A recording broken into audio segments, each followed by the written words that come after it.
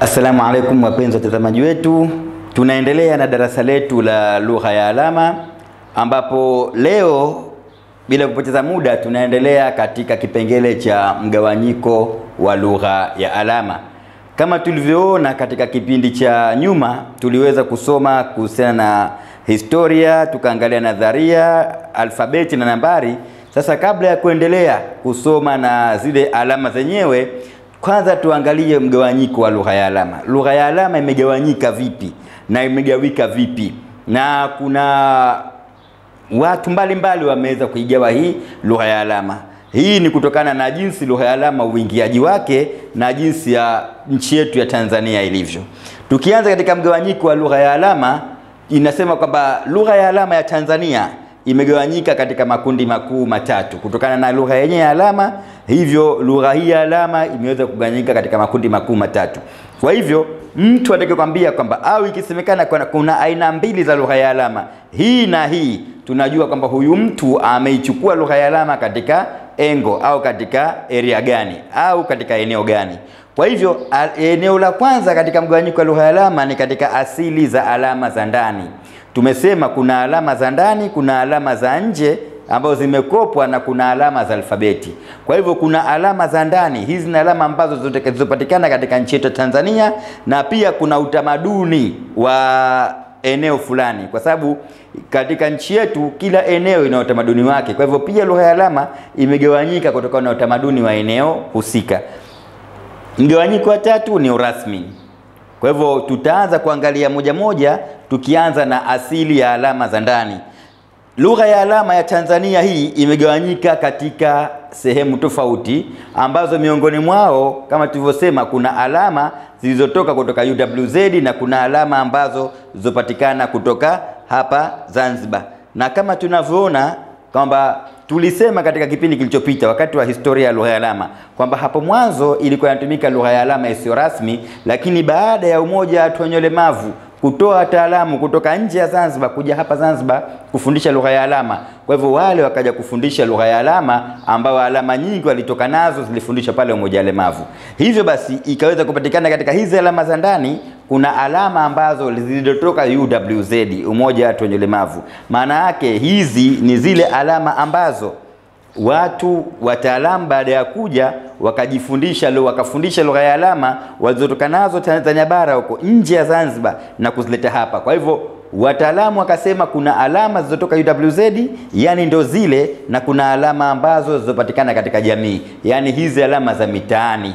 Kwa hivyo wakati inakuja lugha ya alama hii iliyo rasmi hapa Zanzibar mpaka inaenea, lugha ya alama tunaikuta iko ya aina mbili. Kuna zile alama ambazo zilizotoka UWZ na kuna hizi alama ambazo zilizopatikana kutoka katika jamii kama maelezo yanavyojionyesha. Kwa hivyo tukisema kuna aina mbili za lugha ya alama, alama za UWZ na alama za katika jamii, hapa tumeangalia katika ile asili ya alama za ndani. Katika mgawanyiko wa pili tunaambiwa kwamba utamaduni wa eneo fulani. Alama pia zimegawanyika kutokana na utamaduni wa eneo fulani, kutokana na utofauti uliokuwepo baina ya Tanzania bara na hapa Zanzibar, na vile vile hata utofauti wa mazingira yalivyo.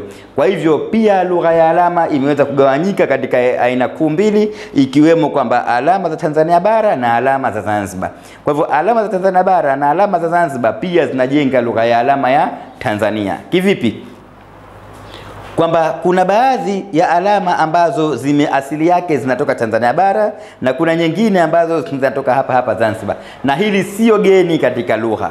Na hata katika lugha yetu ya Kiswahili kuna maneno ambayo Tanzania bara yanatumika na kuna maneno ambayo hayatumiki Tanzania bara yanatumika Zanzibar. Kwa mfano katika neno skuli, Zanzibar zaidi tunatumia skuli, Tanzania bara wanatumia shule. Lakini hii yote haipelekei kufanya kwamba Kiswahili kimegawanyika, lakini Kiswahili ni kile kile, ila tu kuna baadhi ya maneno yametokea huku na mengine yametokea huku na kujenga, mwisho inajenga Kiswahili kimoja. Hata vile kuna alama kama vile tukisema tungule, nyanya, kuna alama ya mfereji. Kuna neno mfereji. Katika Kiswahili tukisema mfereji Kwa mtu wa Zanzibar anamaanisha mfereji ambao tofauti na yule mtu wa Tanzania bara ambao anaomaanisha. Kwa hivyo hii ni kawaida ya lugha yoyote. Kwa hivyo hata ile lugha ya alama, kuna alama ambazo asili yake ni kutoka Tanzania bara na kuna alama ambazo asili yake ni kutoka Zanzibar. Kwa hivyo zote hizi kwa kuwa yote ni Tanzania, ikapelekea kuunda lugha moja ya alama ya Tanzania. Kwa hivyo hatusemi kwamba kuna lugha ya alama ya Zanzibar na lugha ya alama ya Tanzania bara kwa sababu ya tofauti huu, hapana. Bali hii ni miongoni tu mwa aina za lugha ya alama, lakini zote kwa pamoja zinaunda lugha moja ya alama, na kiziwi wa Tanzania bara na kiziwi wa Zanzibar wanaelewana hata kama wote ni alama baadhi ziko tofauti.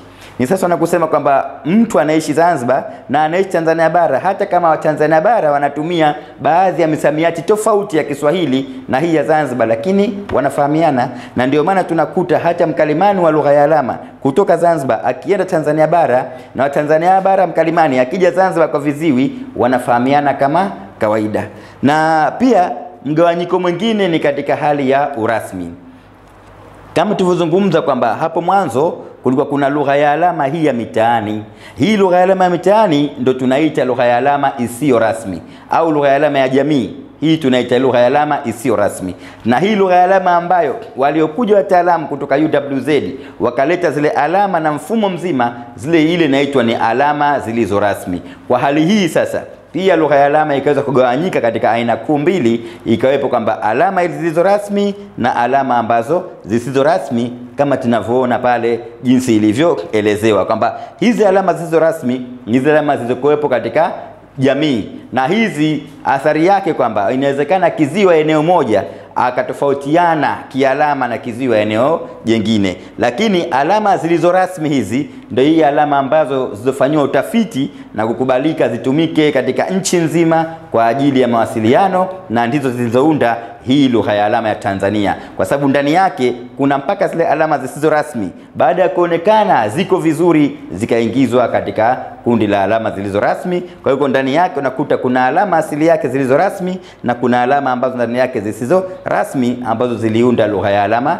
ya Tanzania. Kwa hivyo hapo sasa tunakwenda kutengeneza lugha ya alama.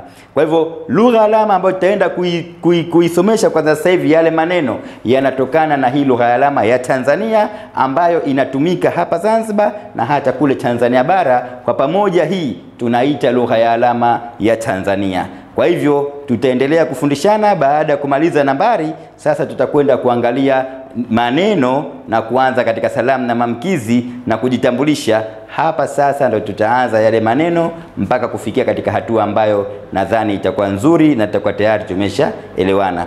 Kwa hapa naomba niishie hapa. Mlikuwa na mimi Kheri Muhammad Ismail, ni mkalimani wa lugha ya alama, pia ni mkuu wa chuo cha lugha ya alama na ukalimani hapa Zanzibar IVTC. Sina la ziada na nakwambieni kwaherini. Usisahau kusubscribe, like na kucomment.